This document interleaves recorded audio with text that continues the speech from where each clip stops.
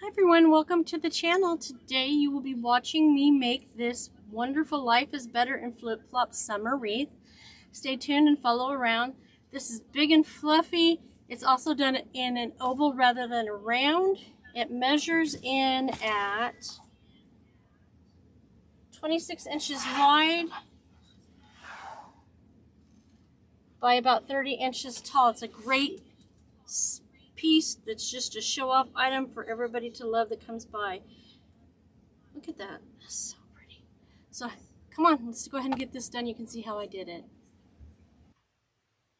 Okay, so first I'm going to go over everything that I'm going to use in this. We're going to start with the frame. This is what's called a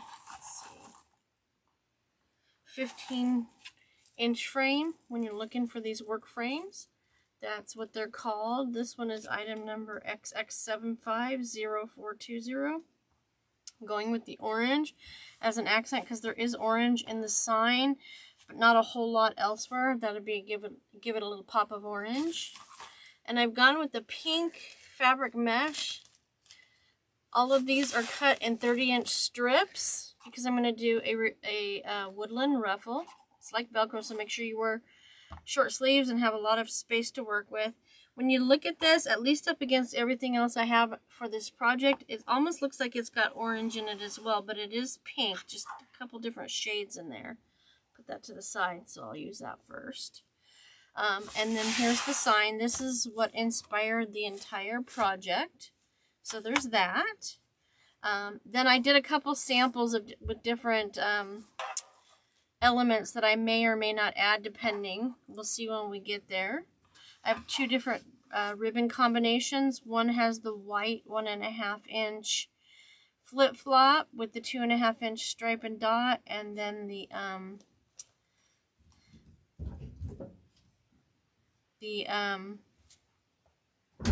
plaid that matches in the colors to everything involved. And then in the other set of 3 for the ribbon tails, I used the 1.5 versus the 2.5 of the stripe. Then I used yellow in the 2.5 instead of the white 1.5. And then I used this blue, red, blue, pink, lime green, and white striped. So I'm going to do that every other twist tie. You can only do 2 different styles of ribbon tail combinations when you have an even number of ties on each layer of the wreath. And this is an 18 twist tie, so it has 10 on the outside and 8 on the inside ring. Okay, so the first thing I'm gonna do, I got all my tails cut, so we're ready to go over here. Sometimes no matter how much room you have, you still don't have enough room. So the first thing I'm going to do is I'm going to get this sign ready so that when we get to the point where we put it on the frame, it'll be ready to go, okay? So this is a metal sign. It's item number M as in Marguerite, D as in David, 0964. And I can turn off my glue gun for now because I forgot I already prepared this. It comes with a little hanger at the top, and I'm going to use that to put a pipe cleaner in.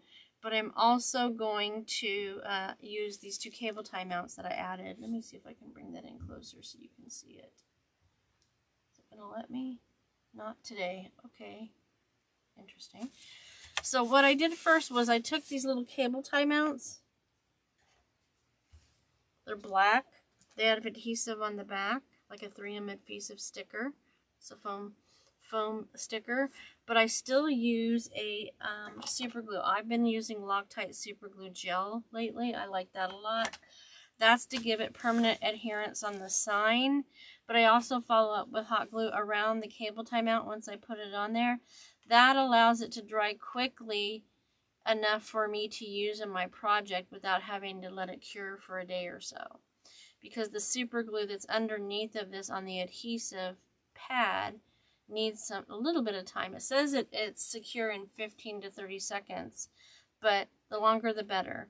Why did I not just use hot glue? Well, that's not going to be enough to hold the sign on your wreath long enough. When you get an extreme cold and extreme heat, in the cold, these pop off really easily without the addition of the super glue, and in the heat they just melt away if you just use hot glue, so that's not going to work.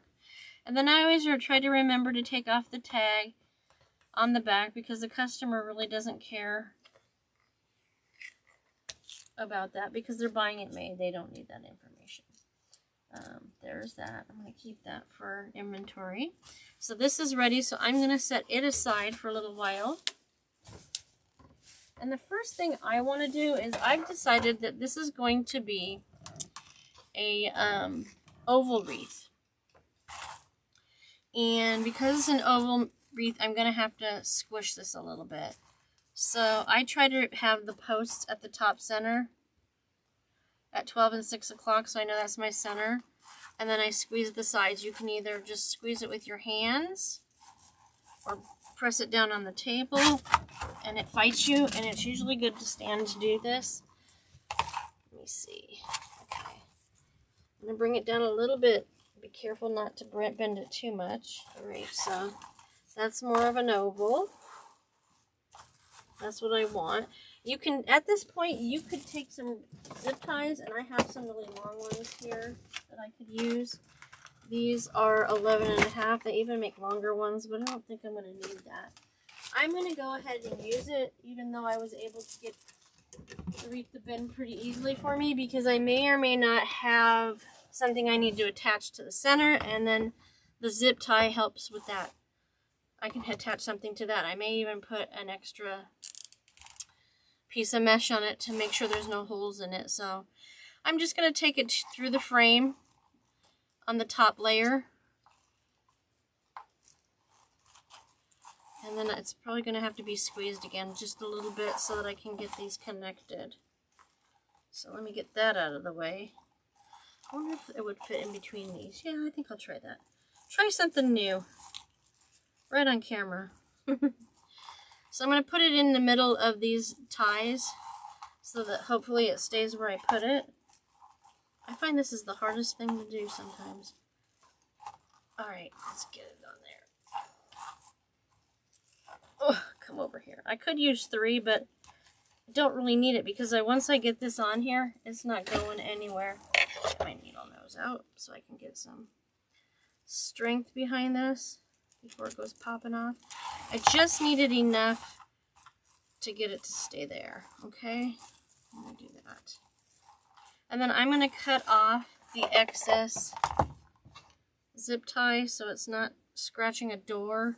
I mean, this is an elevated frame, so it's not going to be anywhere near the door to scratch, but I don't like to take a chance. Alright. And I want to make sure it's still fairly level. And the next thing I like to do is I like to turn the tinsel ties versus, these are tinsel ties versus pipe cleaners.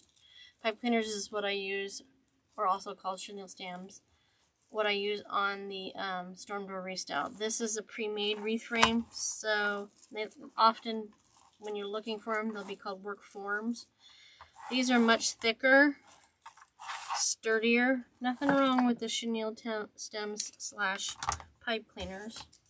And I'm not just throwing things on the floor. There's a trash can here. So I get these all turned in because I'm not going to do those right away. I'm going to work on the outer edge. Now, if I just put my bundles in this tinsel tie here, if these little staples that hold them on the frame are not tight enough, these are just going to wag back and forth in the wind, and that's not very professional looking. And I know with this project that I'm going to have enough room on the tinsel ties with extra that I can go ahead and do my little trick to keep it from moving around, the bundles from moving around. I take one side of the tinsel tie and I put it around the next ring up and bring it back down. Then once you put your bundles into the frame, those bundles of ribbon and mesh are not going to flop. There's just no way. I would be cautious against doing this if you're going to put a ton of elements in there. But if you're tightening up your ties well enough when you're putting your mesh in and doing it tight and low, as well as with your ribbon, you're going to have excess to the tinsel ties. It's entirely up to you. You should be able to resolve the issue without doing what I'm doing if you choose to. by just taking some needle nose and making sure that those staples that hold, those wire staples that'll hold the twist ties on the frame are super tight, then they won't move. But when I'm doing big fluffy wreaths, I really don't want things moving around. So that's my story, and I'm sticking to it. Alright, let's see. Got a couple more to do. Bring this one out underneath on the bottom, and then bring this one around the second ring. Let's see, bring that one up, that one out, and then I'm ready to go. Alright, so the first thing we're going to do, I'm going to bring all this stuff out of the way too, so it's not visually distracting. Okay. The first thing we're going to do is we are going to put, I'm going to make sure this is a little flatter by using the edge of the table to bend it up. There we go. You don't want it bouncing. There we go. You don't want it going when it's flat. Okay. So the first thing we're going to do is we're going to put the mesh in the bottom layer. And then the second step will be to put the ribbon tails on that layer. I like to do everything as I go on each layer so that I am not coming back and fooling with the product, because the more you mess with the mesh, the more likely it is going to fray, and even with the ribbon. So the less, you know, once you do a section, you move on, you're done, you're not touching it again. So what you want to do is you want to take your 30-inch pieces of mesh and you want to put something in it. You're going to make sure it's curl side up, because you're going to put little rolls on each end. So I'm going to roll this 1, 2, 3, 4, 5. Now this gives it more character, and it also covers all of your cut edges. So that gives you even less opportunity for the mesh to fray. So let's do that. On this side, same thing. 2, 3, 4, 5. You notice I'm not grabbing it in the center of the roll to roll it. I find that when I do that, I have a tendency for it to come out on each side incorrectly. It doesn't roll evenly, and we're trying to avoid that. So then the next step is just to ruffle it up the center with your fingers. And if you're not sure where the center is, that's why part of why I use the chip clip here to hold the mesh at the top.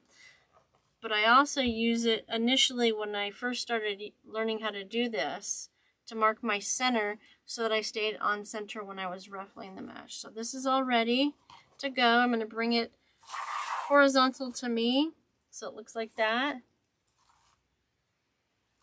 and put it into the twist ties that are vertical to me. So horizontal mesh, vertical twist tie. I'm going to just do it tight once. These tinsel ties have a much thicker wire in it, so usually 1, 2 max to hold your mesh in there. That also helps you keep enough of the twist tie for all your other elements, okay? And I'm going to do something different today. Usually I put it in every other one, and then I come in and I'm just going to go directly around so I have them all done as I go. Either way works. I do the every other when I do a storm door wreath for sure, because it helps lay the mesh down flatter. 2, 3, 4, 5. But that's not as important on this. This we want a more fluffy wreath. So we're going to turn that around and do the same thing on the other end. 2, 3, 4, 5. And then I'm going to gather it up the middle into my thumb and forefinger with both hands. Get that clip off. Make sure your sides are pretty even. And then I'm going to go in. This is horizontal. Now, when I'm putting this second one in here now, tight and low with the twist ties, I'm being cognizant of how tall this side is from this ruffle so that they meet between each two. If they don't meet, you want to adjust one or the other to make sure that they meet. That helps give it the fluff and keeps it more consistent looking, okay? Another thing to remember when you're doing a wreath of this size is you don't have to use a full 30-inch piece of mesh to make your woodland ruffle. It just means that you're going to have a fluffier wreath. I go anywhere from 24 inches in length to 30 inches. 30 is where I max out. It also is important to consider that there's 360 inches on a roll of mesh, typically. So that helps you use your mesh wisely too, depending on how long you make them. I believe it's a roll and a half for the 30-inch ruffles, sheets of mesh. Also, just real quick, this is 10-inch long mesh. You can get anywhere from 9 to 12 inches. 10 is your average and what you see the most of. Okay, let's get that in there. I just finished all of my tutorials for Patriotic for this season, and I decided, you know, it's been a few years since I made a really big fluffy summer flip-flop themed wreath in this time. I just love the colors. Not that I don't like Patriotic, but after you've made a bunch, you're ready for a new color combination. Anybody else feel the same? 2, 3.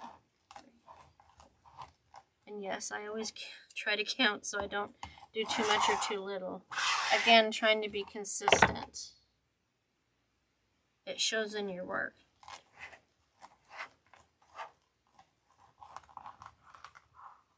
And when you're rolling these little curls on the end, I would try to keep them no bigger than the size of a taquito. Keep them smaller. I mean, you can make them bigger. That's entirely up to you. I just think that tighter curl looks really good, and it protects the cut edges really well.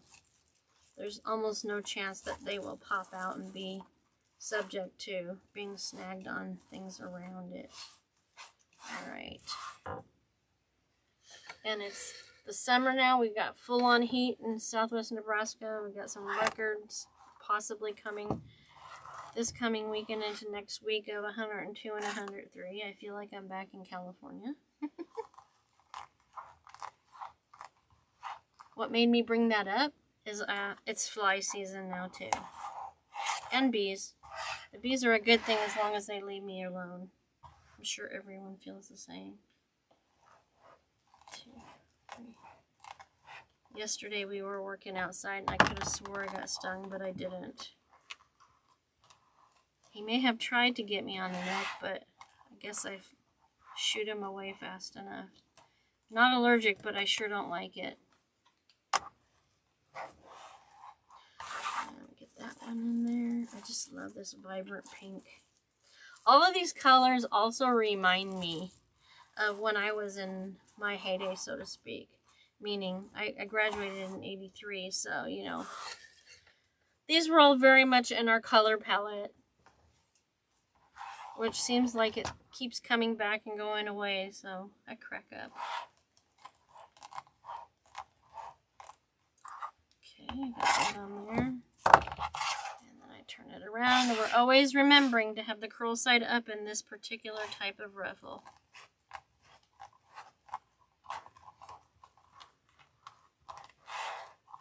And you'll notice as I get further into this roll of pre-cut mesh, that the curls are going to be tighter and more difficult to handle. That's also part of why I use the clip, and that's also part of why I lay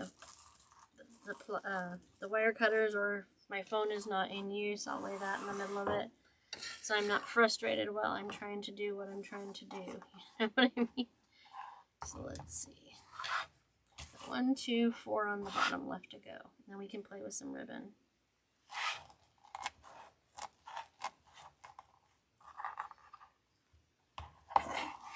And then after I get this layer done, I'm going to show you the other elements I have on the table that I may use. 2, 3. I think I've decided to go with a 1 bow rather than 3. Since I'm doing all the other little elements, and because I made it oval, that will look really nice, and then I can put the other little additions around the bow nicely. It's a pretty big sign too, so there's that as well.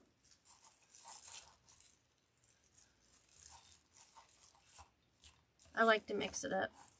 round wreaths are pretty standard. I like to mix it up with the ovals. Gives it some length. And it gives the illusion that it's taking up much more room on your door or wherever you're placing it.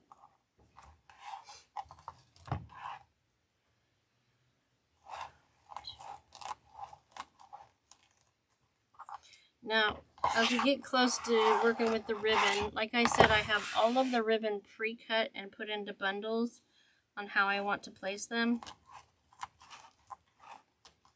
If you want to see the process for cutting the ribbon, by all means, I encourage you to go look at some of the other videos I've done.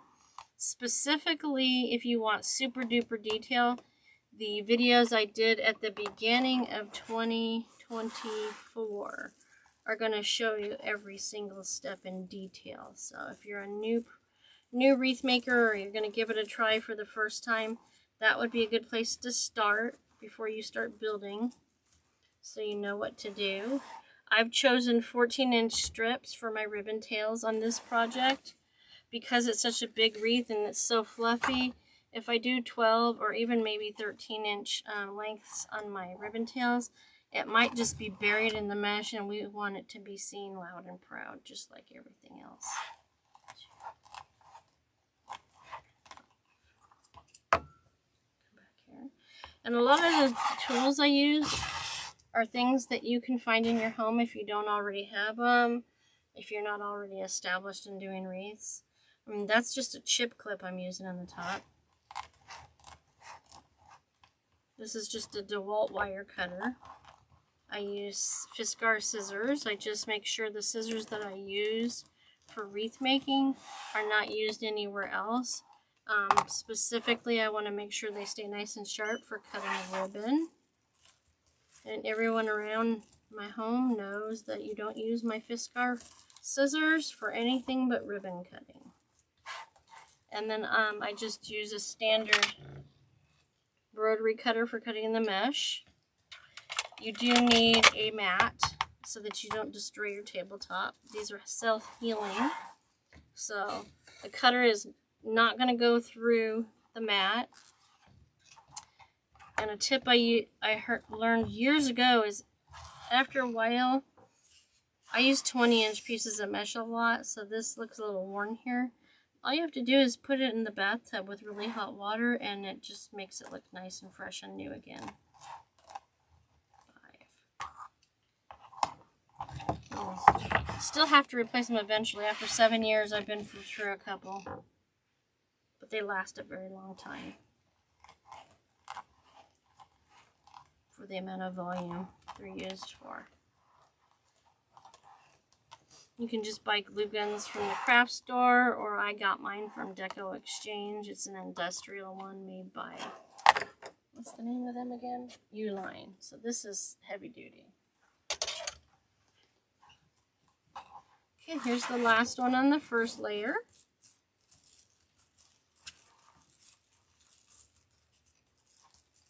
Tighten. Oh, I twisted that in there. And we have the first layer done. I don't know what the top or bottom is yet, but it doesn't matter until we put the sign and bow in. So now I'm going to go in with my ribbon bundles. Since there's 18 total, 10 on this level and 8 on the top, I only need, since we're doing 10, I only need 5 of each.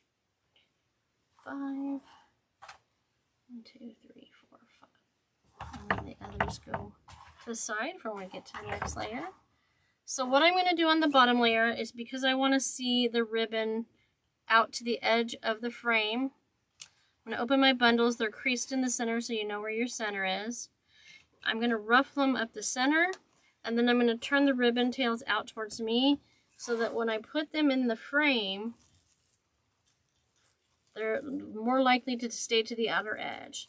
Now remember, I twisted the pipe cleaners around the frame so that this wouldn't move back and forth, and which meant I lost some length on the twist ties. Look how much I still have. I have tons of extra. I've twisted it 3 times and I still have all that. I can leave it there like that, or I can cut it, or I can curl it. I'm going to twist it a few more times and then cut a little of the excess off. And then I'm going to turn it back in towards the wreath center.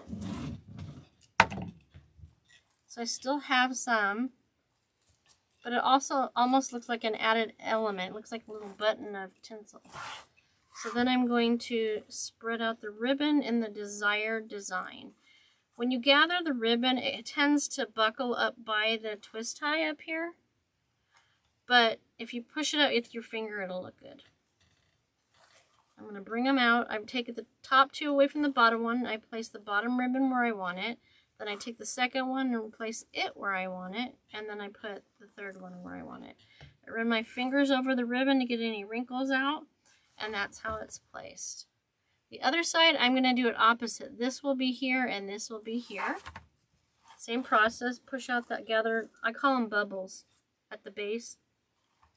Then I'm going to lift and separate, and that one's going to go in the center always. So now I'm going to bring this one down here and this one up here. And the ribbon is always going to have a mind of its own. It is what it is. You just have to be patient with it and place it. And then at the end, you always go back and do one final go through of fluffing it up. All right. So now I did the mesh one after the other and just went around. The ribbon, I'm not going to do that. I'm going to do all of this 3 ribbon style bundle, and then I'm going to go back and do the other 4 others so they sit on top of this. So I'm going to skip one, making sure my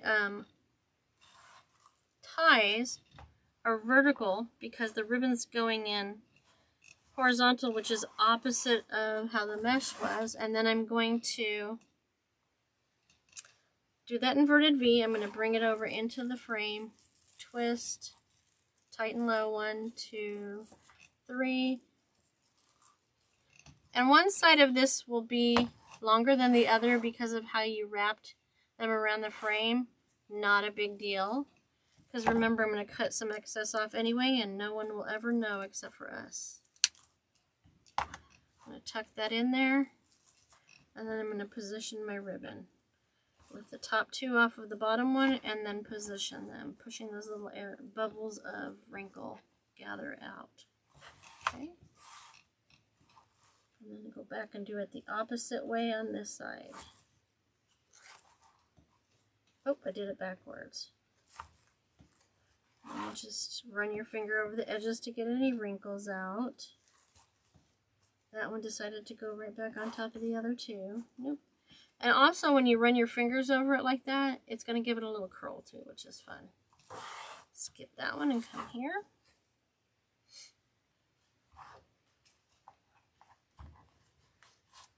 Gather. Make that upside down V. It's not that one, so we go here. The ties were vertical, so we can put in the ribbon horizontal. 1, 2, 3 is a must, and I'm going to add a few more because I'm going to cut the excess off. Tuck it in. I like that. And if you notice, the section of the wreath that I'm working on is usually directly in front of me or just to the side.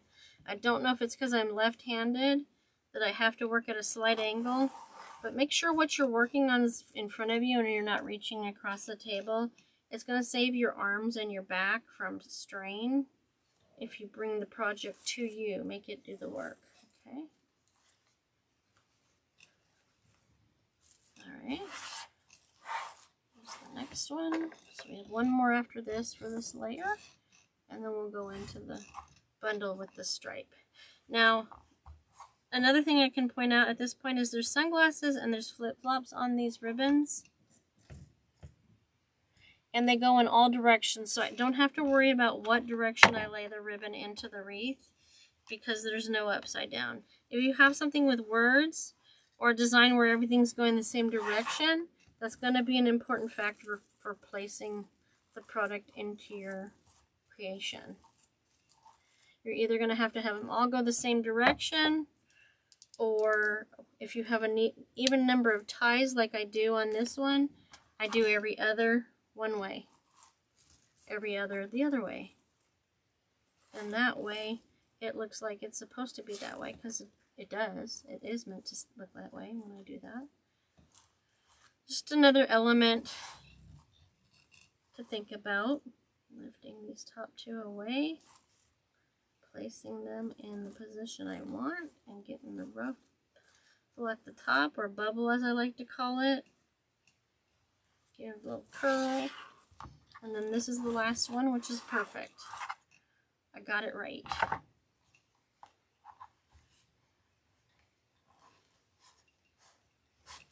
Now, just a little lesson.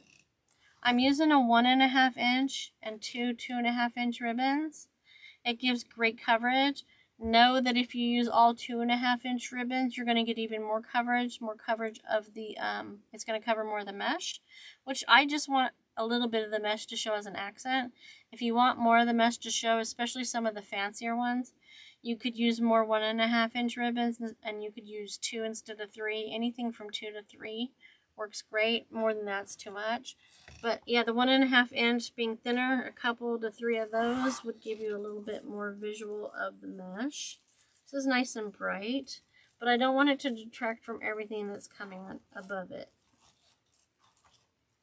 So I am covering a lot of it. Think of it this way. My business coach told us years ago that your mesh is like the bra of your wreath. Got ahead of myself there. It's your solid foundation that holds everything up.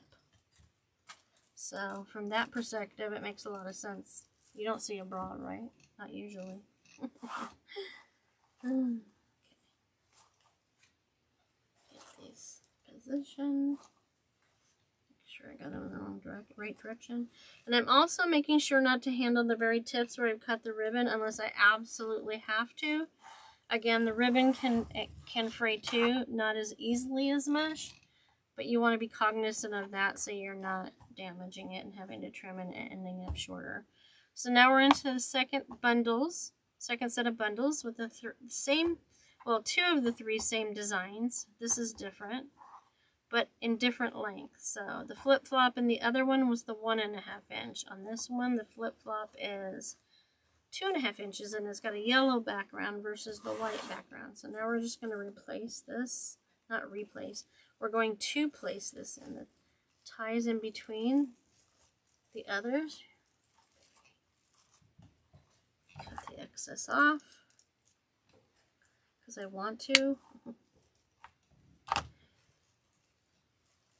Tuck that in. And then the striped and polka dot one on the top is 1.5 inch versus the how did I do this one? I did that and I did that. So I'll do the stripe in the center. This time I will do flip flop up on that side, stripe in the center, and this here. So that means on this side, when I lift up the top 2, I'm going to do the opposite. So the 1.5 inch will be on the top closest to the center of the wreath. All right. Let me hold that up so you can see that. See?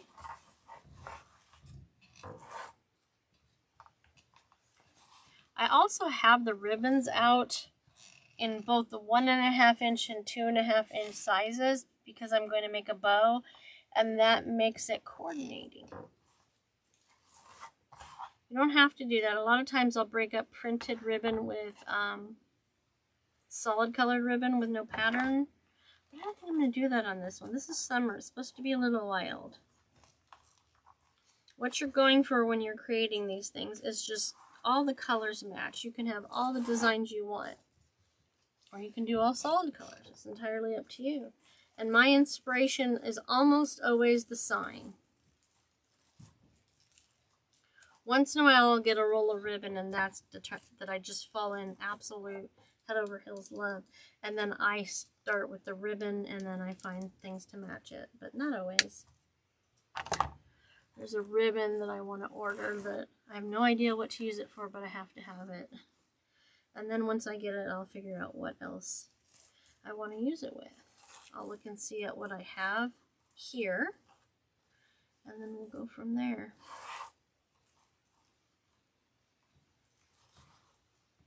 But I've even had signs where there's a color not in it that is in a ribbon. I use ribbons to match the ribbons, not just the signs. Wait a minute.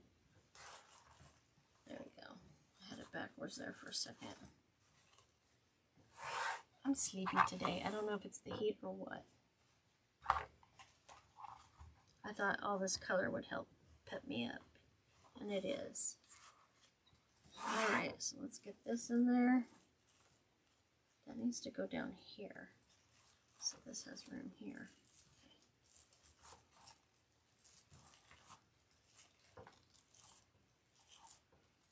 Cut that excess off.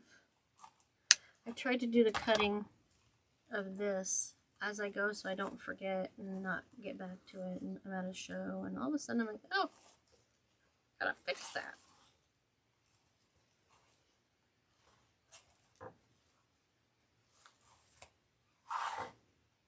Now that more of the ribbon is in the frame. The product on each side is getting in the business going, what are you doing here? Making it harder to work with, but none of it's hard. It's just, you know, a balancing act, I guess you could say. So over here we have 2 more pieces of this. And then we'll go back to putting the rest of the pink mesh in. So far it's going pretty quickly. And if I haven't said before, this is not a kit. This is just product I'm creating for my shop and for events. I have several events, plus I do farmers market all summer. So I need nice product after the patriotic events are over. Just had one that was fantastic. This is more to just fill my shop and give you ideas. Tuck that in. And lift and separate.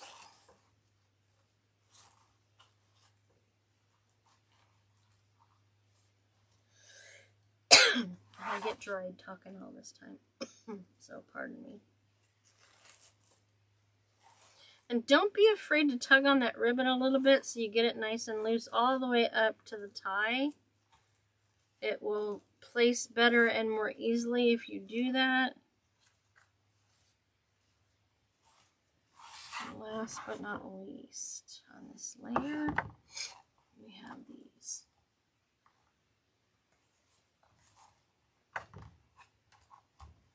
I'm just gathering it where I had it creased together and folded. On the top layer, I may or may not do this inverted V, meaning turning the tips out of the ribbon. It's going to depend on the sign and the bow. Sometimes you don't know till you get there.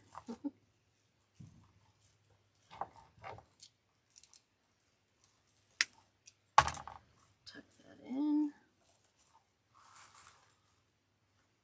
Lift and separate, giving it a good tug.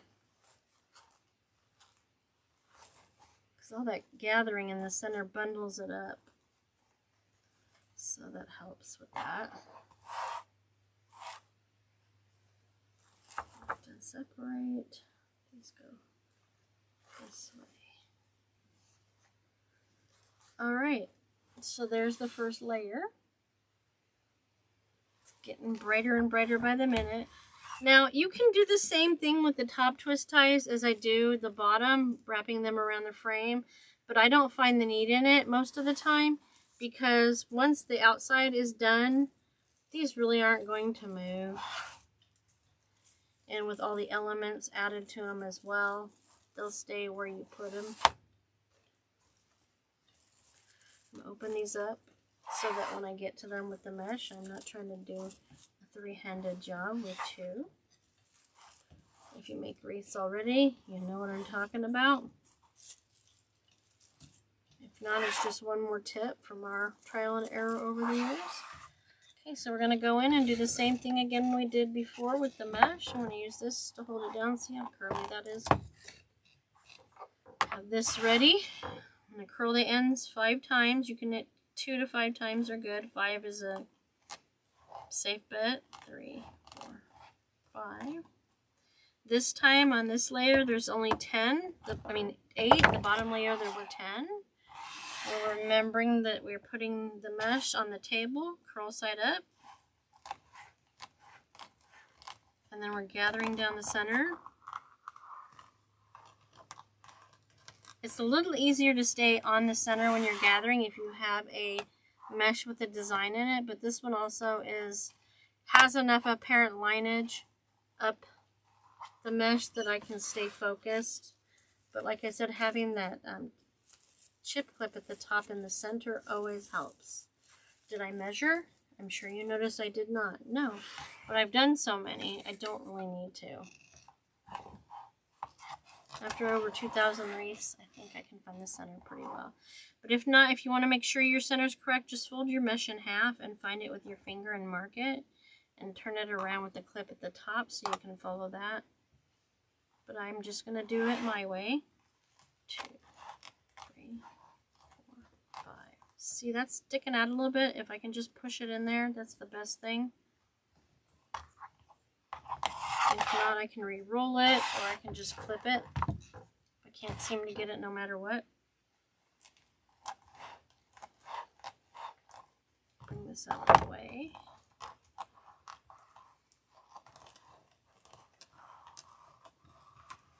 I should be bringing it to me so I'm not stretching. Learn from my mistakes. I'm completely self-taught initially, just from watching videos like this. There's so many of us out here now to choose from. So once again, I want to remind you guys, I appreciate the fact that you're here, supporting myself and my channel. Okay, so you can stay right there.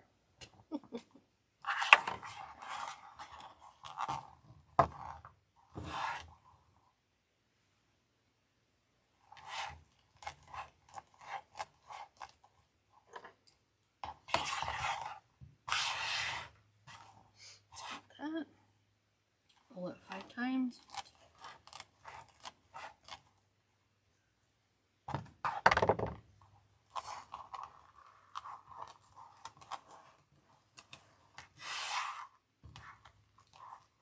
Get to the top, pull that clip out, hold it in the center with your thumb and forefinger. Come over here. And you're just butting the new piece up against the piece before, keeping it as even as you can. Tight and low. Keeps it from flopping as well. That's why tight and low is so important initially. Don't just pull on it, Marguerite. Free it. You don't want to free it. You disrupt the design.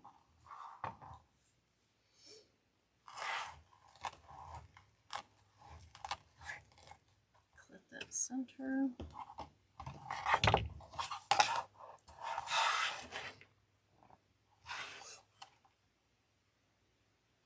One, 2, 3, 4, 5.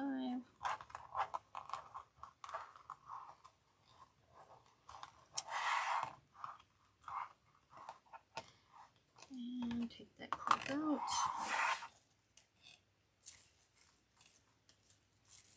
There's so much mesh in this wreath now that the mesh is starting to stick to itself when I'm trying to put it in. Knock it off. Make sure those are even. Okay. And what? 1, 2, 3. 3 more? Yeah, looks like 3 more to go. That's why these keep coming off. Woo. I just need one of you right now. Calm down. See how much more curly it is? Alright. No hitchhiking. Okay, there we go.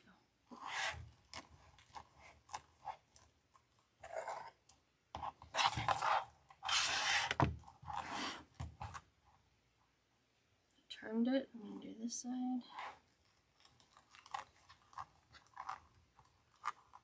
Some people that do the curling and the ruffling on their chest, I am not comfortable with that. They just take it and they make the curls with their hands and then they ruffle it in. More power to them. I just am not comfortable. I always think mine looks like a dang mess when I pull it. Everything is completely uneven. But if you can do it, you should. Okay, maybe there was 4 left.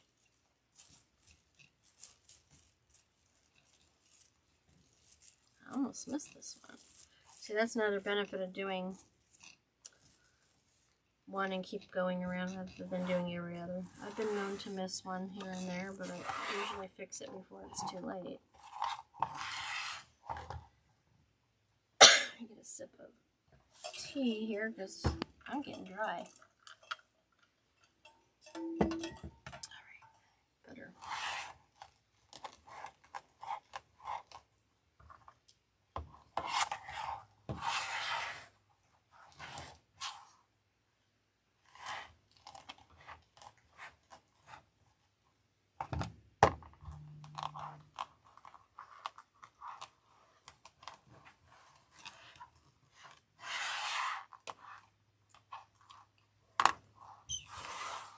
This one in.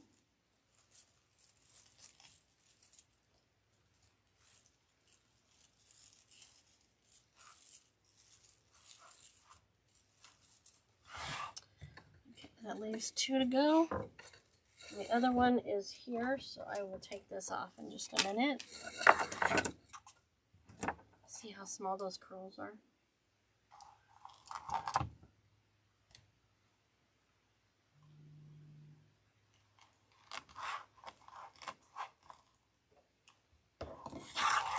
Get these last 2 in, and then I will be back. Okay, because this is such a big project, I decided to go ahead and put the ribbon tails on the top layer for the first style bundle. I still have the other style yet to do. And I did decide to do the inverted V because I have so much going on. I think that that will look really well along the sides. So I'm going to go ahead and put the second set of bundles in. Remember, I did them every other because we have an even number of ties, which is 8 on the top layer. Get these 4 in. And I haven't, if you notice, cut off the twist ties yet because I'm still not sure where I want that to go. So these were like, I'm going to do this opposite. Yeah. On the top layer, I'm putting the 1.5 inch to the top on the right side because I did it the opposite on the bottom. Then that way the same ribbons are not laying right on top of each other. There's a lot of little things you can consider when you are creating like this. It's up to you. I could do them all exactly the same and that would be fine too. There's a little piece of fray. We like to cut that off as we go. Oh, hitchhiker over there. Stay, pipe cleaner. All right. Got 2 more after this, or 1 more, 2 more. There's the inverted V. And it's getting deep in here. Get this tight and low. I'm leaving it up in the air. This would be a good time to stand to do this. I'm going to do these last 2 first. Lift and separate.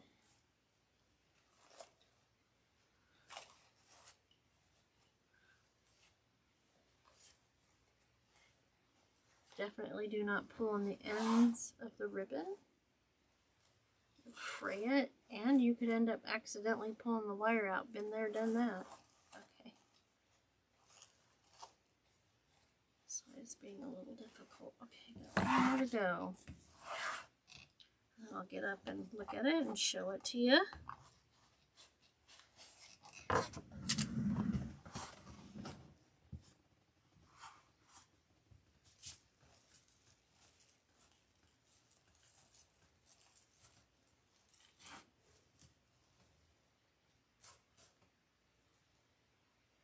That goes up.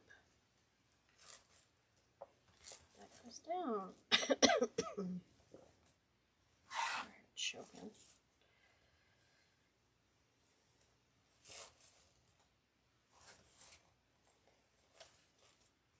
This one was a new ribbon that came out last year, and I was so excited about it. I bought it at the end of the season. Been wanting to use it all year. Okay, turn this so I can see while I show you. Oh, I'm short one. I'm short the white, so let me go ahead and cut one, and this one is empty. We can't have that, so it's this one this one, and this one. Let's get those cut. No, I lied. You guys, I forgot I had a sample. I'm alright. It's my story and I'm sticking to it. Okay. How did that happen?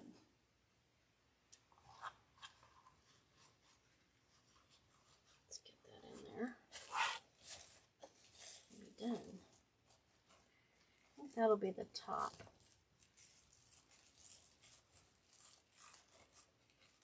I'm not going to flare it out to the edge as much. So it's going to go this way. This is the center. This is that. We're going to flip these two.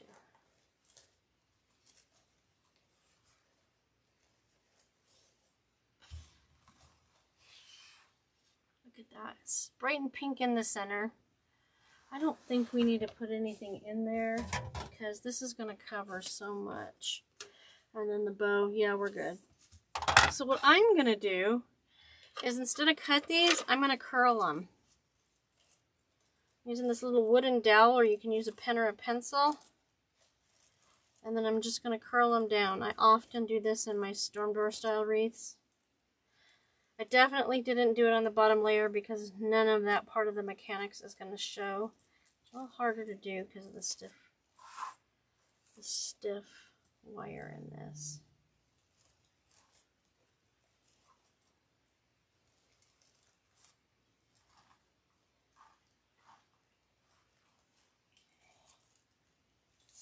Two. Gives it a cute little design there. Just make sure you have it at least 2 times nice and tight twisted before you go making it all pretty on the ties. This stuff is so stiff that once you get those 2 twists in there, it's not going anywhere. Or I would be surprised if it did.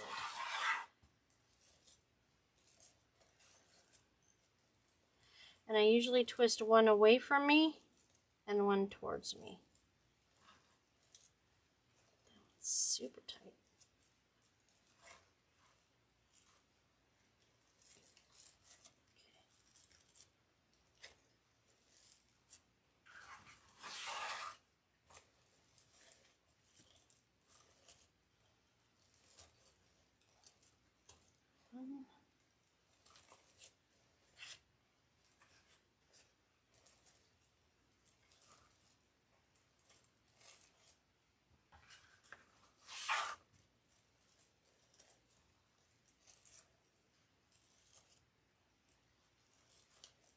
Now, if I thought that the center of this wreath was going to be visible, I would go back and do a ruffle right in the center. But this won't be necessary because of all the embellishments. 2 to go.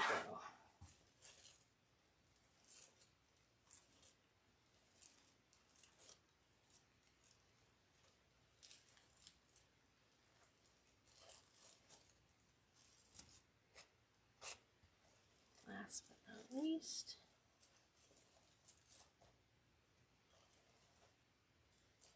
always Vesson, that's me.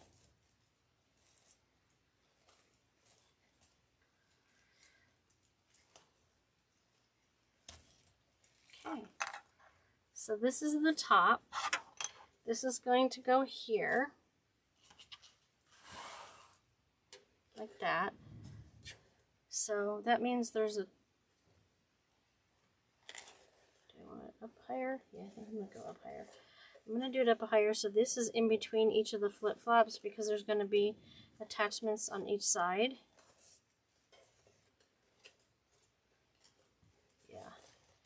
And then that one will be up there. Alright, let me get some pink. Do I have any really bright pink? Pipe cleaners.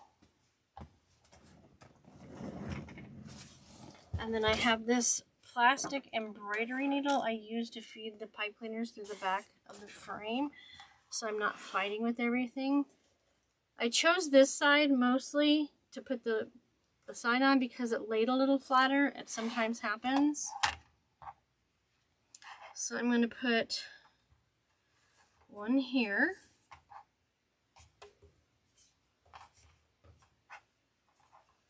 Okay, this is not something that's usually difficult. Good grief, Marguerite. Especially since I know the glue is dry. Put a little twist in there. Be careful about sliding your sign around the table. You don't want to scratch it before you even get it finished. Everything looks good. And then I'm using the pre-attached hanger to put one of these up on top. You could use half of a pipe cleaner on each, but I want that extra stability. Okay, so we decided that it was going to straddle this one.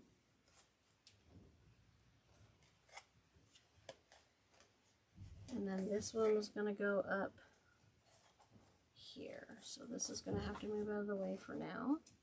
So I'm going to start at the top. No, I'm going to start at the bottom. Make my mind up, right? Okay. So let's see. Let's get this through there. Put one end of this on it. Fold it over so it'll stay on while I'm pulling it through.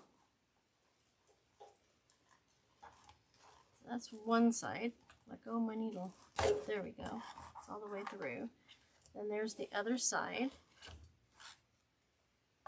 And I'm making sure I'm putting the needle a little bit under where the sign is going to sit so you don't see this pipe cleaner at all. Goal is to have the mechanics show as little as possible. Did it get through? It did. There they are. Okay, I'm going to do this one next before I go to the back, and then I'm going to flip it. I'll do the top one after I attach these on the back.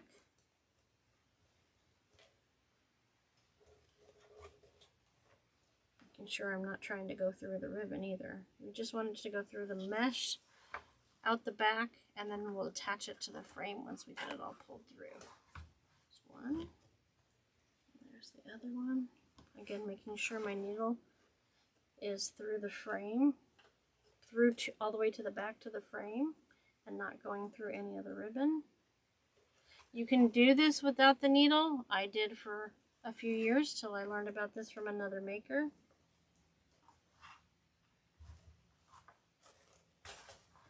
Alright, let me flip it over. There it is. It's hiding up there. So you want to make sure your pipe cleaner is on each side of the frame so it holds onto the frame and doesn't relocate on you. I'm going to use this to hold it. This is a fluffy one. I'm just going to twist it till I can twist it no more. And then I'm going to twist the whole thing around the frame, making sure the sharp edges, the wire points of the pipe cleaner are facing the inside of the wreath.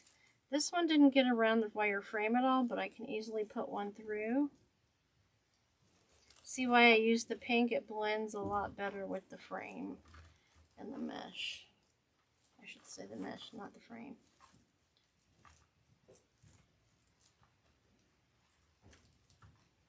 And I'm just going to wrap it around until it's completely wrapped around the frame and out of the way. Alright, so let's turn it back over. I like to hold it by the sign. We'll fix the ribbon afterwards. Or maybe as we go.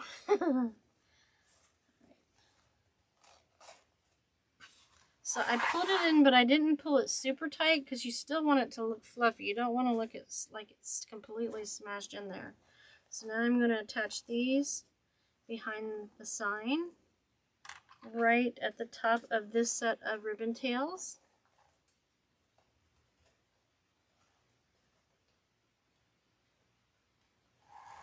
Pull that through. Go. Find the other one at. Where did I put the other one? There it is.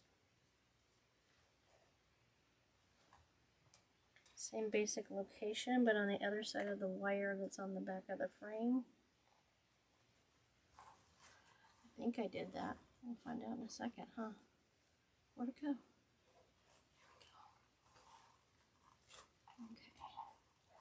Now I'm going to turn it over again, and I'm going to use my hand to hold the sign in place. I didn't get it on the other side. So let me put one on one side and one on the other. Twist it. I press down on the wreath a little bit so that the sign's even from where it was down there.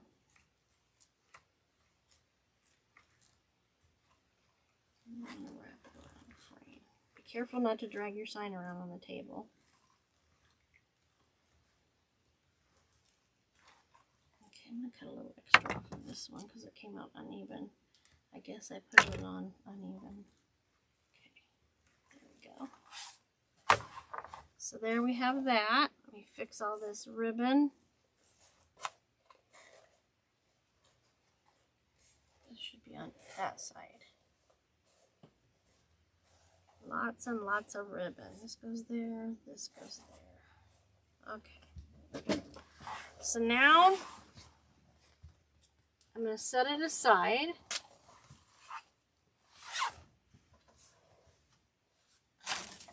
So that we can make a bow. I also wanted to show you some of the other elements that I have. I'm going to put these sunglasses on it. And then I've got these greens. And then all these fun little, they're EVA foam curls. I cut these out, but I still don't know if I'm going to use them. They're very tropical. We'll see. Alright. Now it's time to make a bow. Bring the bow maker forward.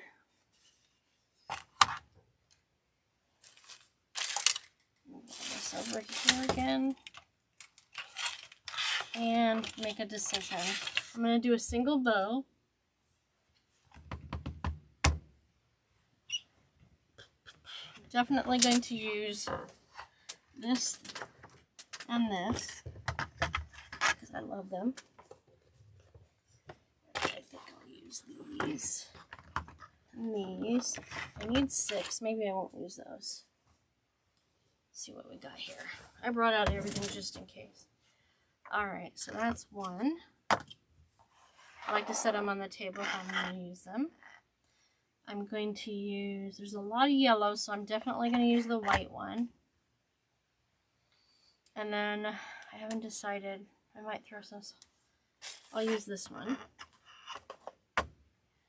That's those 3. And then I think I'm going to go ahead and I'm going to do what's equivalent to what's called a Jordan bow. You'll see it as I'm making it. So I might have 8.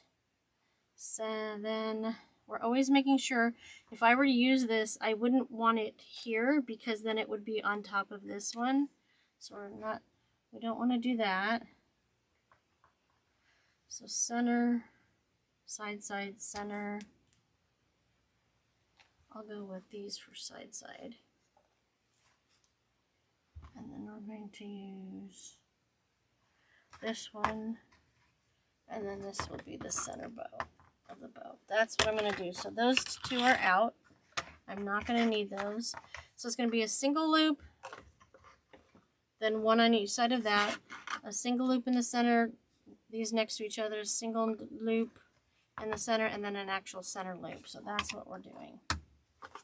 That's the story I'm sticking to.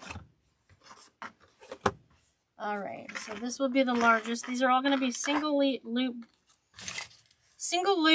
but they're going to have 2 tails, so it's going to have lots of fluffy tails to look at. So I think I'm going to make the longest ones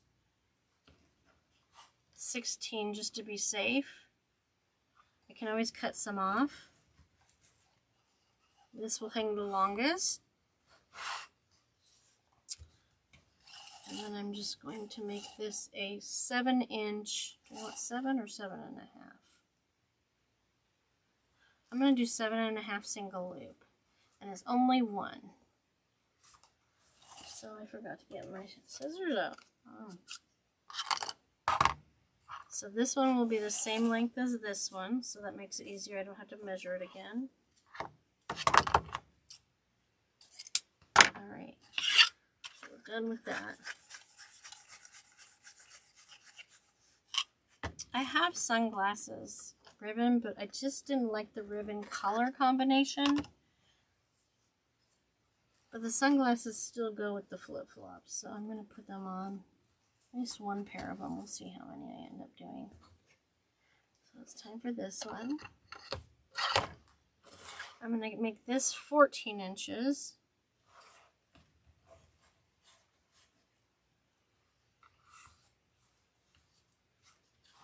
So that was 7.5 inches. I'm going to make these 6.5 inches.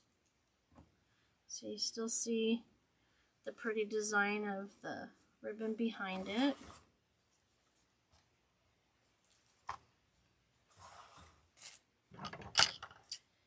Now this is a woven ribbon right here. It's got a great wire, but it tends to collapse on itself. So that's why I'm putting it in between some of these sturdier ribbons so it won't fail, for lack of a better way to put it. So that's going to go there. This is going to go next. So this will be the same size as the plaid in every way. You don't have to have all your tails exactly the same. I start here, and then when I actually get to the cutting the tails after it's in the wreath, sometimes I make one longer than the other. The 1.5 inch ribbons, these are 2.5 inch, are especially important to make longer because I like to curl them, and I'll show you that as well once it's assembled.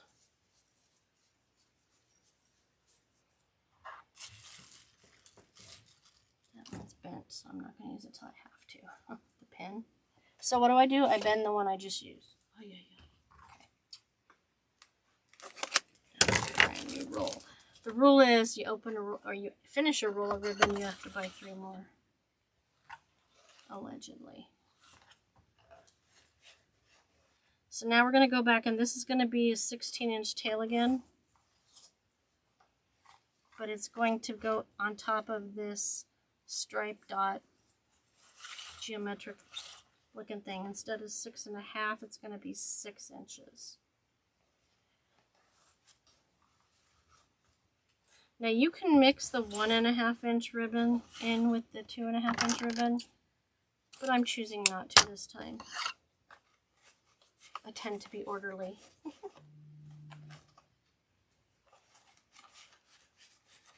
I'll use that after all. Alright, so now, I should have been doing this as I went. You don't have to, but I like to try to make sure I have one of each tail on each side of the center. So that's the base. So I'm going to go in with the yellow one first because I want this one the opposite side of the 2.5 inch, I mean.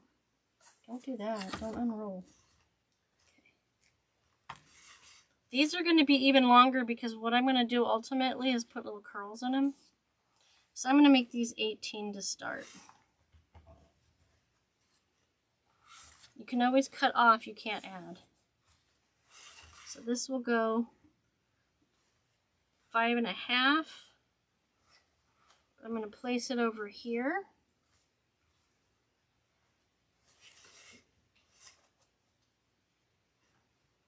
Fuzz on my shirt. I had food on there. How rude would that have been?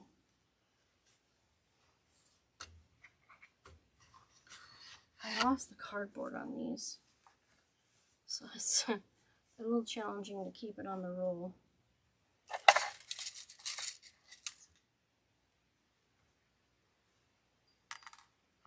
Come on, get in there.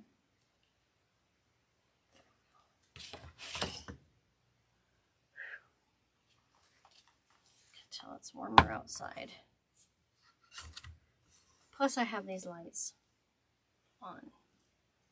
This is also going to be 18 inches because we're going to curl them as well.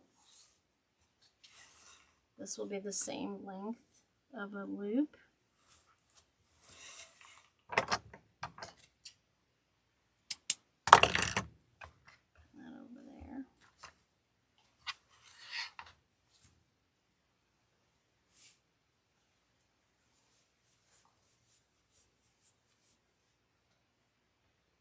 just saw it. There it is.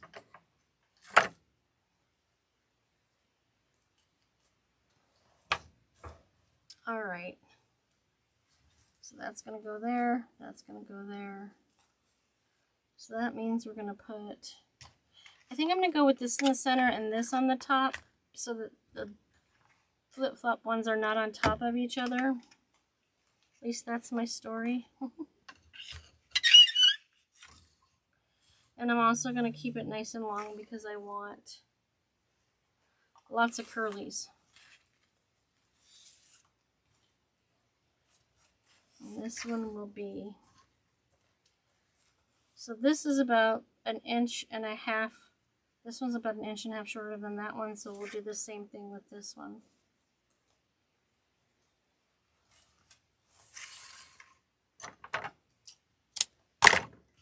Alright. Now we just need a center loop.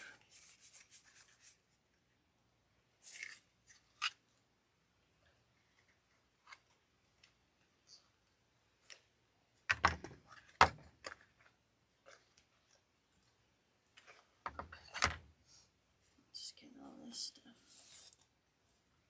situated.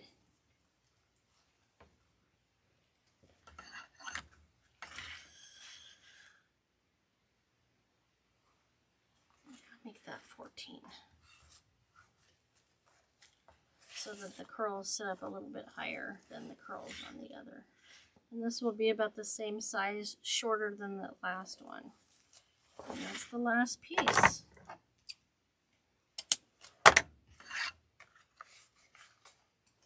Let me turn the glue gun back on because we have attachments today. Is it just me, or every time I sit down to do something, the phone blows up? Because I don't have anything else to do, right? I'm going to take one of these standard size. These are what?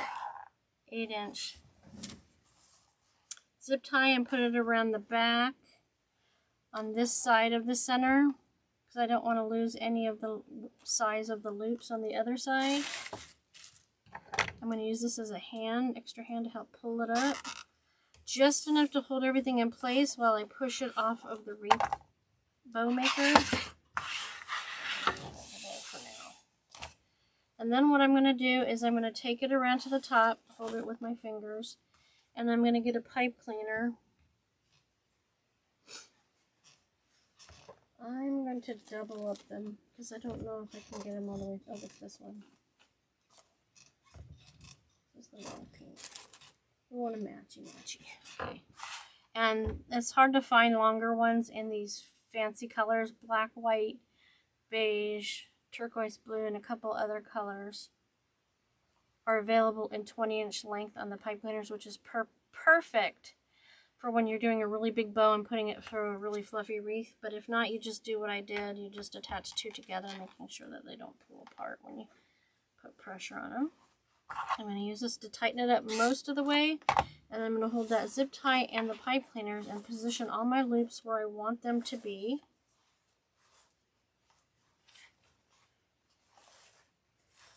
Making sure everything's nice all the way up to the the zip tie. That one's going to go there, that's going to go there, and that's going to go there. And we'll fluff it more once we get it into the wreath. We just wanted to leave it loose enough so that if any of this ribbon is buckled over in the back or even in the front, we have a room to adjust it before it's in there so tight. Then I go back and I cut the excess off of the zip tie, making sure I don't cut the pipe cleaners. I'm going to get all this ribbon off the table so it's not interfering with your view and mine.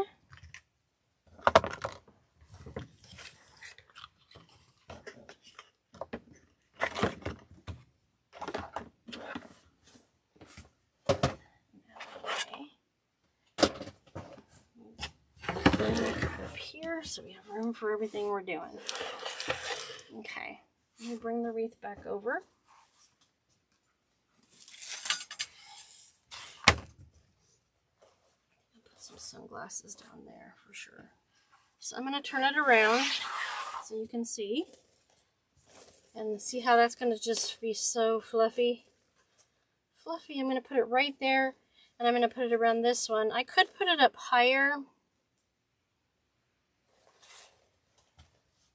But I have the benefit of the video. So I am going to put it here. Like I said, around that set of ribbon tails. That'll help it from falling. Settling and creeping down the wreath. We don't want that. Using that needle again to take it through. Where'd the needle go? There it is. Really makes a difference to use that needle. And I'm just going to go right there on the other side of the center of that ribbon tail bundle. And then I'm going to bring that through, take it off the needle. We should be done with the needle.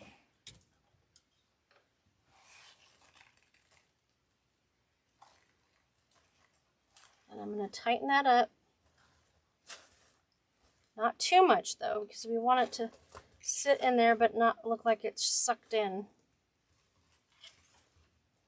I'm not going to completely tighten that up till later.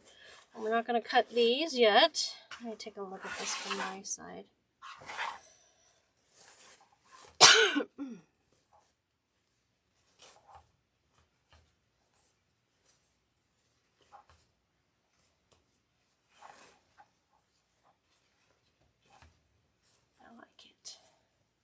And see, none of the same style ribbon is next to each, not same colors are not next to each other. Okay.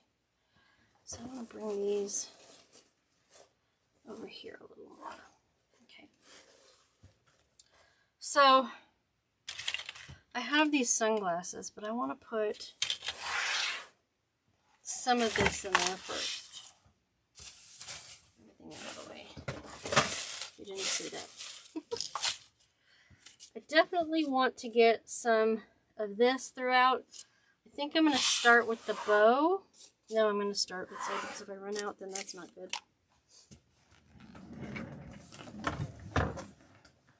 Get these cut off of there. Let's see, these came from Michael's. Okay, so I need at least 1, 2, 3.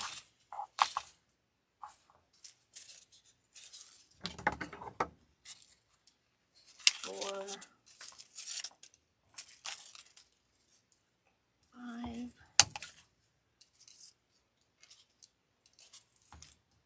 7, 10. I'm going to go with 10. See if we use them all. It's out of the way. Because what I'm thinking is, where's the shorter one? I think and tuck it up in here. Yeah, that'll look cute. I might have to cut it a little bit more. We'll see.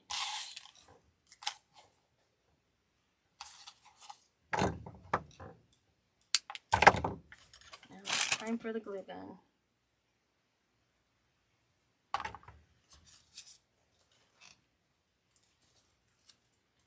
Get it under the ribbon, and so it's in the mesh.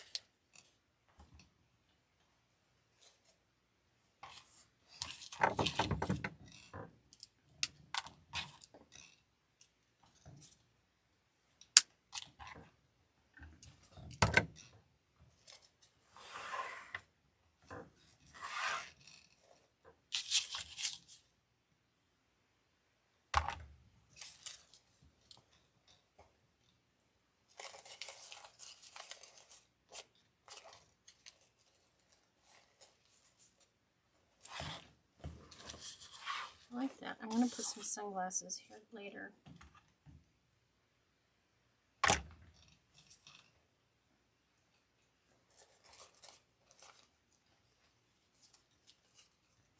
going to get it around a little bit so it attaches. Go over this way.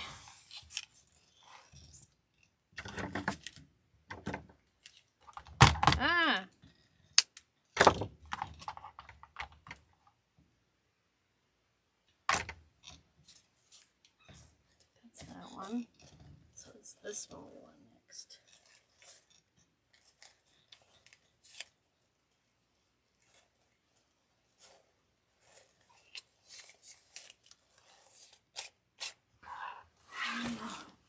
Still gonna put one there, even though we can't see the tails anymore. A bit of frayed mesh. Okay. Let's get that up in there.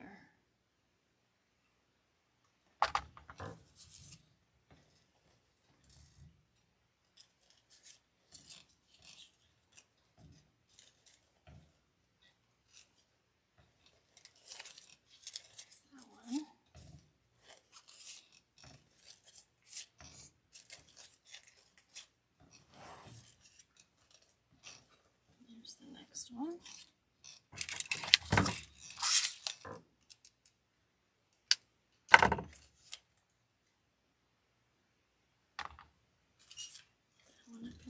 When I'm dealing with glue, if you hadn't noticed already, I get quieter. I don't want to hurt myself.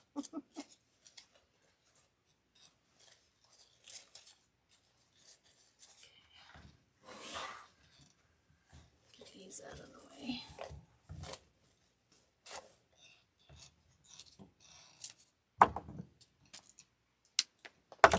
And the reason I'm still doing it on all of them on this layer is because if this is going to go on a door, you're still going to see the sides. You want it to look at it pretty from every direction. Lay these back down. I still haven't decided if I'm going to put them on the outer lower layer yet. We'll see. And then there's this one. That should leave me with 2. Yep. That means I got them all.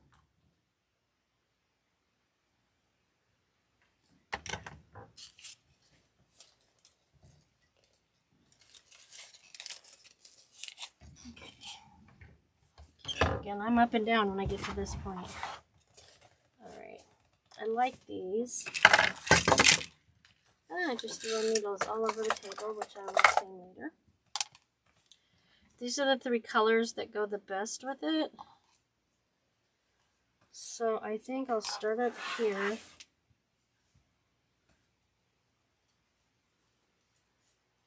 And I think I'm going to use one of my heavy duty tools. Let me show you what we got going on here.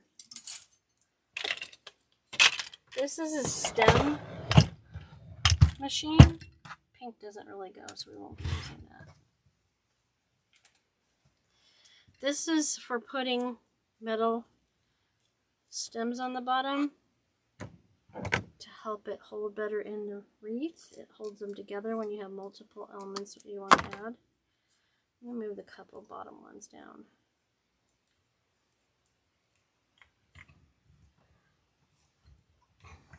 See, it's a little bitty metal piece, and then I'm going to put that up in there.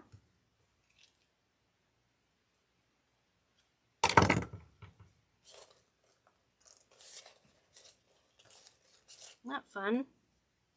Alright, I'm committed now. I have lots more of this if I don't have enough out on the table. So I'm going to use the orange, yellow,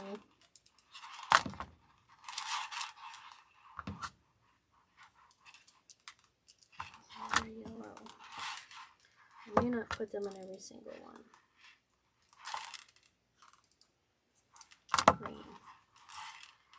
This purple doesn't really go. The blue definitely does not go. Get another green one. Sometimes they just pull off nicely. We need another orange.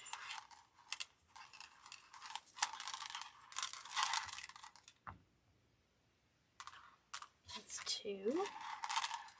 Another green one. So there's 8 on top, so if I do every other, that's 4. Let's start there.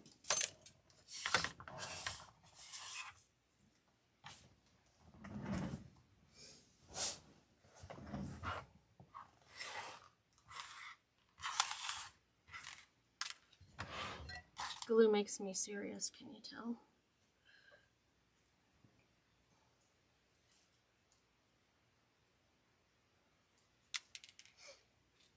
Cut the excess off. Feed it one of those in. Move some of this out of the way. And then just, there we go. That means I need to go here.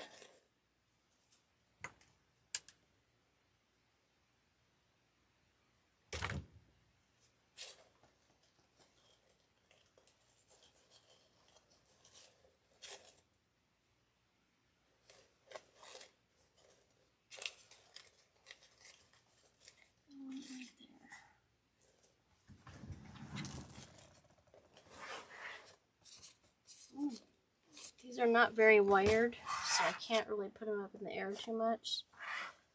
Let's see, so that means this one doesn't get one, this one does. Get all these glue strings out of the way.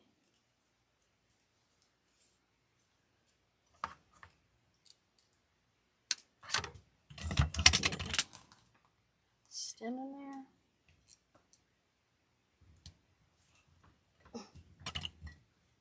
Throw some glue on it.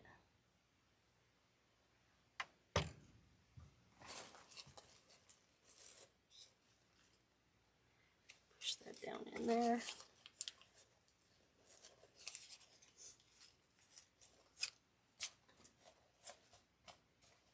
I can't decide if I want the palm leaves or whatever those are, tropical leaves, under or on top. Go over here. So this is the next one, so I won't put any there. So it's this one. I think I might just do it all the way around the top. Why not, right?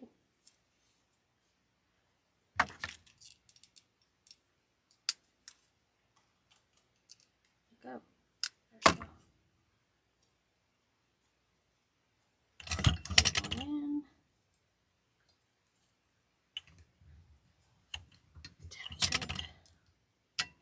Okay, that's going to be hidden anyway.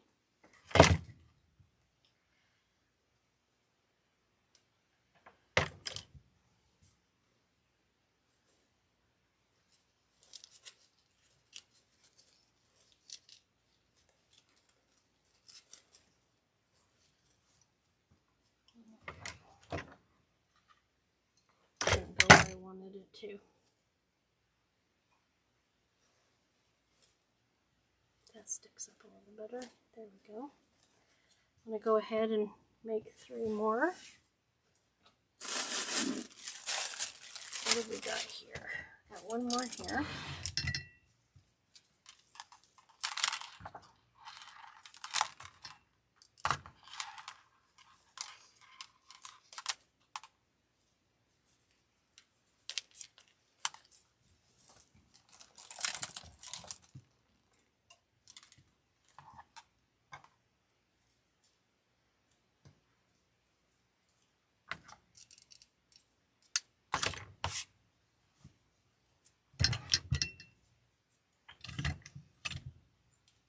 They make little wooden sticks that are green floral picks. If you don't have a stem machine like this, these are a couple $100, unless you can find one used somewhere. So try it with the floral picks before you go investing. And something like that.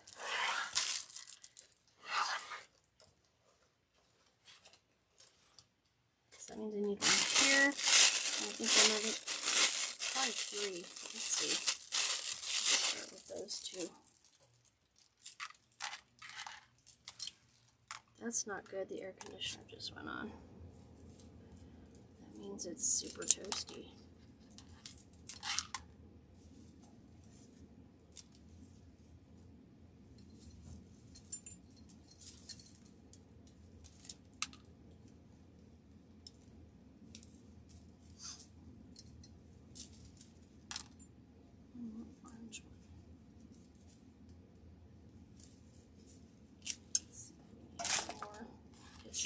trash out of the way.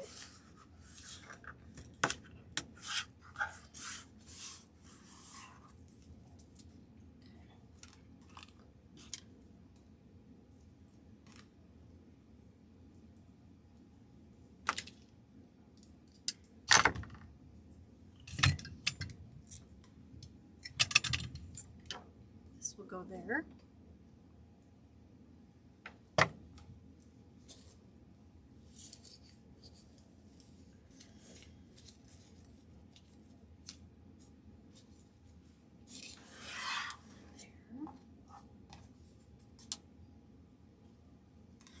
I'm not crazy. I've got spider webs of glue everywhere now.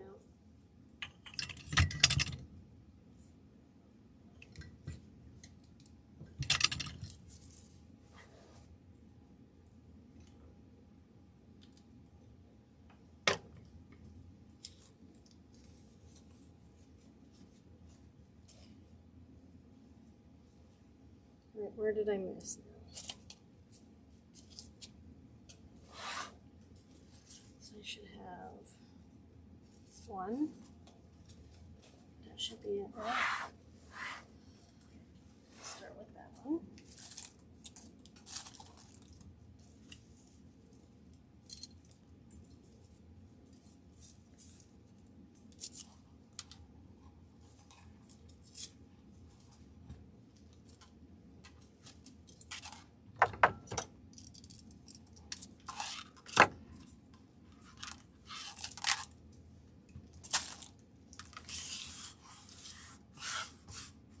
Yeah, I'm not going to put any greenery or anything on the outer layer. I've decided.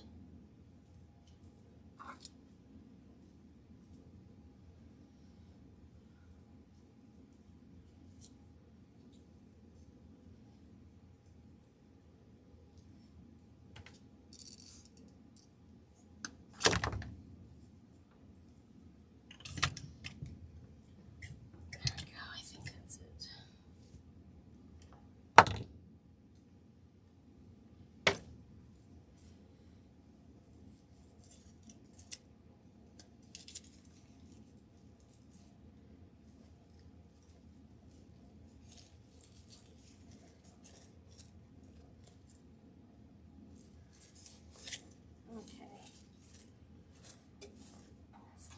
Let me see over here.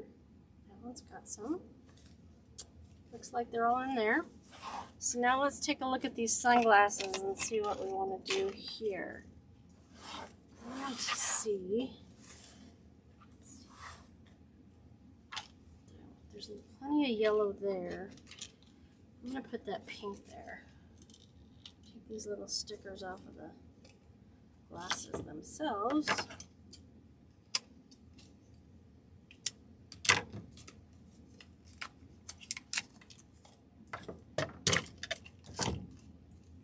And these were just purchased at the 99-cent store.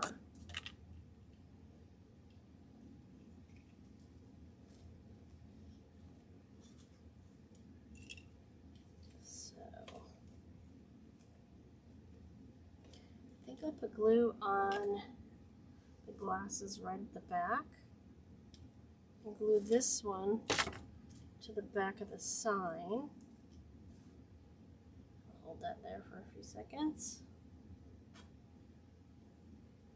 I think I'll put some more of that curly stuff in the bow. Just need this to stay. And then I'll do a pair. So when you do this, you want to put, since there's three, you're going to put it in a triangle.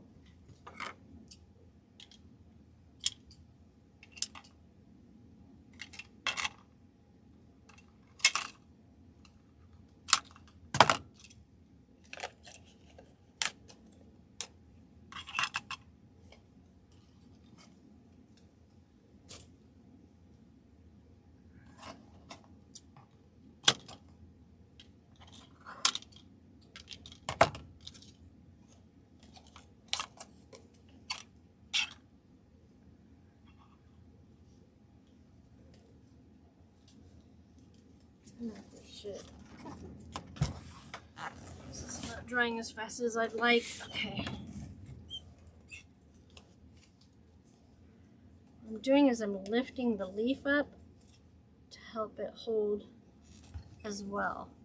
Get these stickers off the glasses if I can one-handed. They're just clings.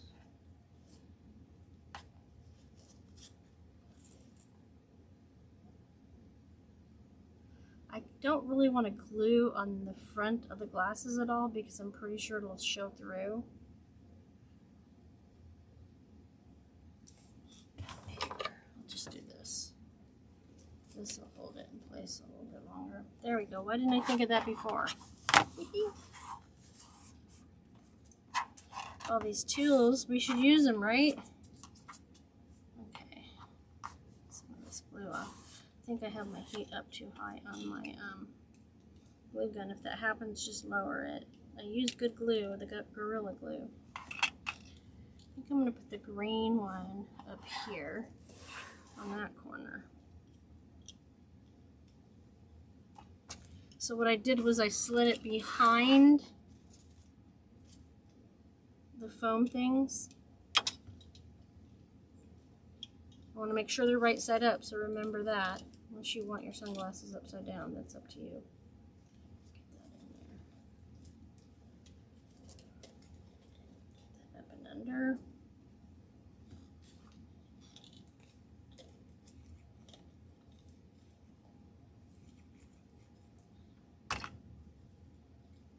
Any glue strings, just leave them alone till you're done. And then they come off nice and easy.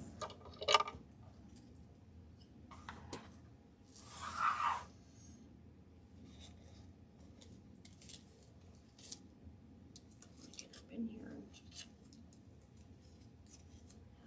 have it hold. There we go. That should do it. Now, where do I want to put the yellow ones? I'm going back and forth on putting it in the bow, but let me put some florals in here first.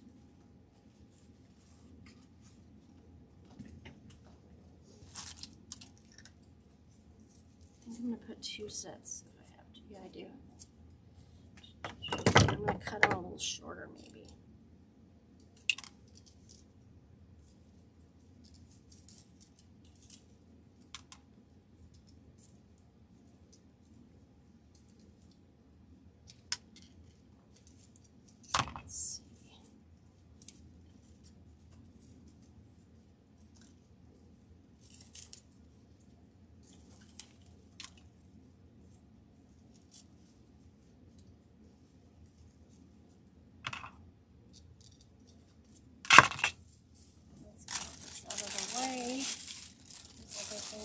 Drying.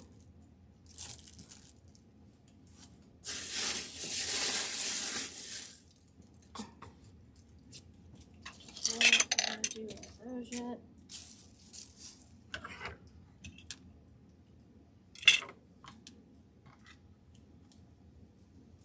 I think I'm gonna go here.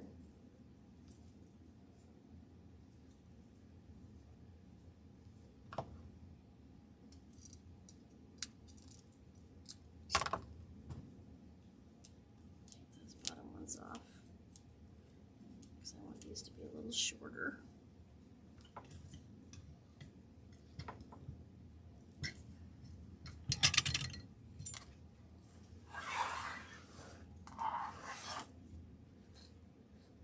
Yeah, maybe that won't go up.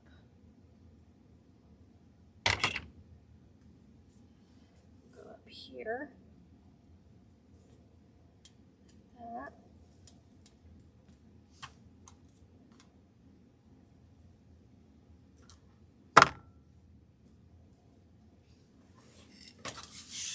Okay guys, where did I put the other green one? There it is.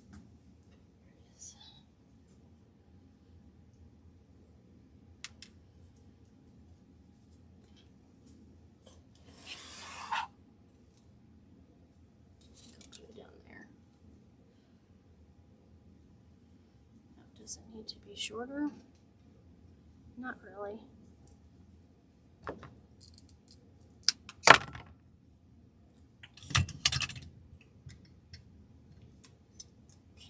Done with this. Oh, it's heavy.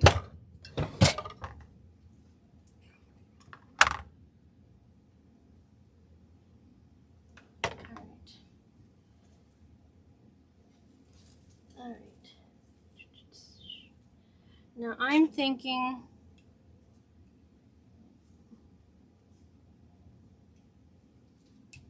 let's see. What do we think? Yeah? No? I kind of like it. Or should it be on this side?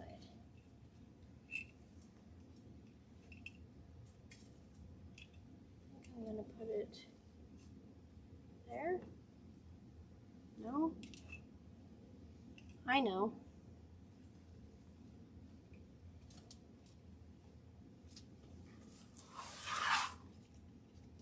Bring up all the tails. Put this here.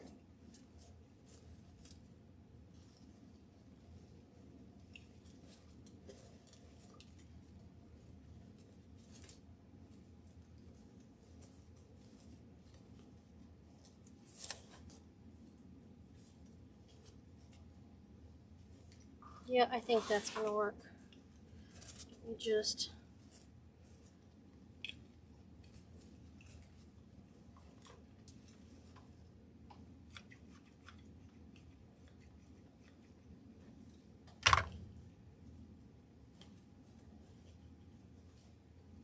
Yeah. Now let's cut the ribbon. Get all this extra stuff out of the way that we don't need.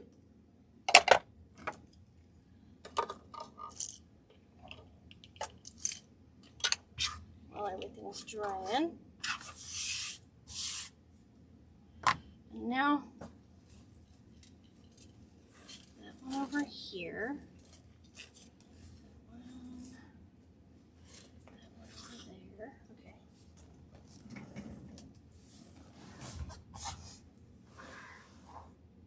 Move this to the top and out of the way because I'm going to work on the 2.5 inch first.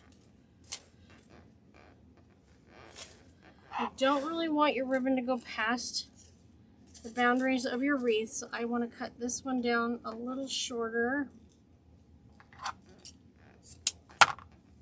so it doesn't go past there. That one will go on the other side. So this is the second one. This one's going to come down here, so it can be longer still, but not as long. Okay, that leaves, I'm going to take that way. Same thing, it can be a little, this is probably the longest piece on the left side of the tails. And that's going to go over there. And then we have this one. Make that a little shorter.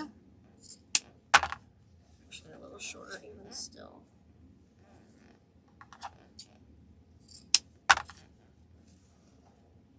Alright, so let's do the wide 2.5 inch on this side. So since I had that one on the outside, I'm going to put the white on the outside and put that on the inside. So it can stay most of the length it has. So that was next. Not much length needs to come off.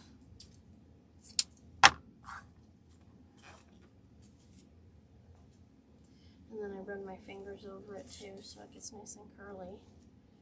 There's that one. We don't want it next to that one. So we're going to bring it and the flip flop them.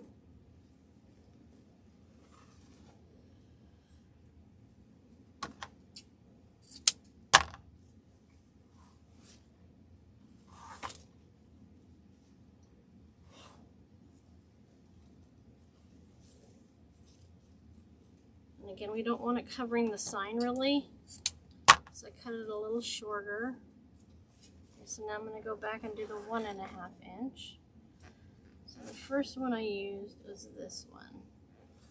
This can go over that, but I'm going to curl it up, and I'll show you what I mean by curl it up. I'm not taking any length off of it, because what I'm going to do is I'm going to curl it on itself and make little curly cues or pigtails, whatever you want to call it. We roll it all the way to the top, and then we pull the tip out. See that? So this one will go over here because we don't want it on top of the other one that's the same.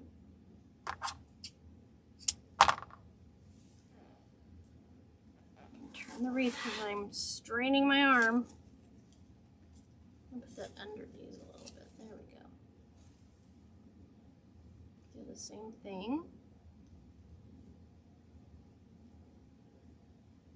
Roll it all the way up to the base. And pull it out. And put that in between them.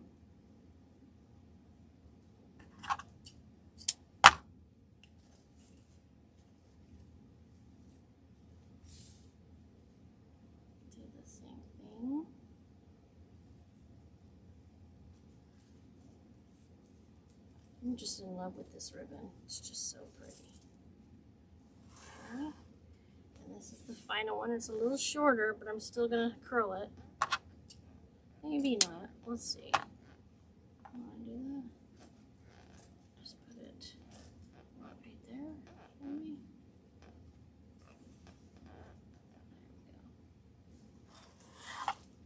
Okay, there's all that. So this was on the inside, so on this side I'm putting it on the outside. Try not to have the same ones next to each other. These need to go here. Pull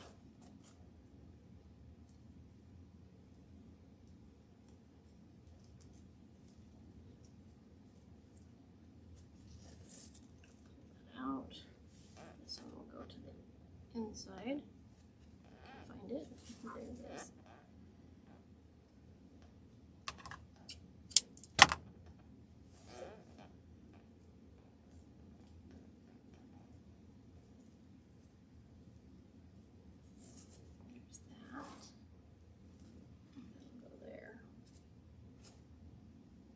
Checking. Cut that tip. I hear squeaking, it's my chair. I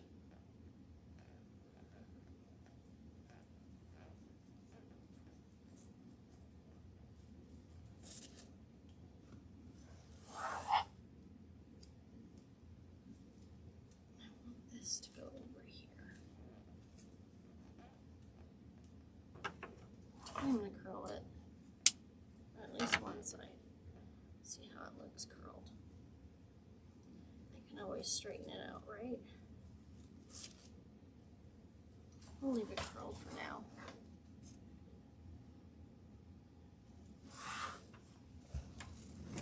This is done. Turn it off. Always remember to turn off your glue gun. And always unplug it as well.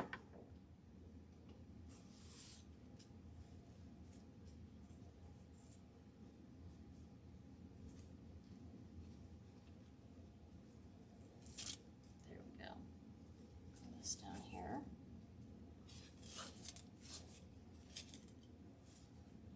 Do you want to put any more leaves in there? Let's put a leaf over here. You didn't see that, but there's no wire in this one. Okay, I lied.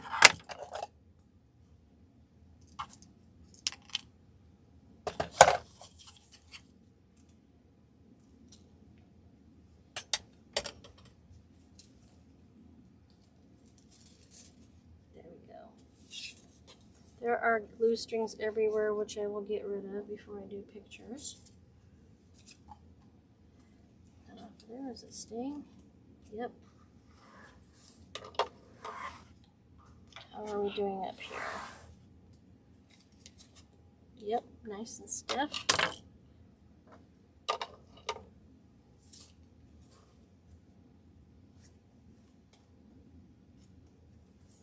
Oh, so many glue strings. Alright, let's get this all prettified again. This should be in the center. That should be over there.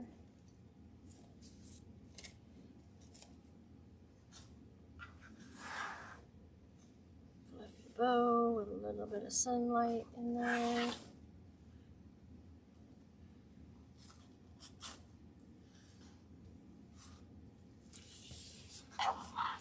And there you have it. I love it. Okay, so now you saw all that it took to make this beautiful big fluffy wreath. I still have some glue strings to get out yet, but if you enjoyed what you saw today, I would love it if you stayed around and followed the channel. There's lots of content available on the page. You can hit the subscribe button and you'll be notified whenever I'm going to have a new event. Every Sunday at 1 p.m. Mountain Standard Time, I have a new tutorial. Sometimes it's kits you can purchase, sometimes it's just something to fill my shop. But I hope you enjoyed this, and I know, just as always, you have plenty to do with your time, and you chose to spend some of it with me today, and that means a lot. So thanks again for that, and if you like what you see, once again, not just here on YouTube, you can follow me on Facebook, Instagram, and Pinterest as well, all with the same name, Wreaths by Marguerite. Thanks a lot, and have a great day, and stay cool out there. Bye!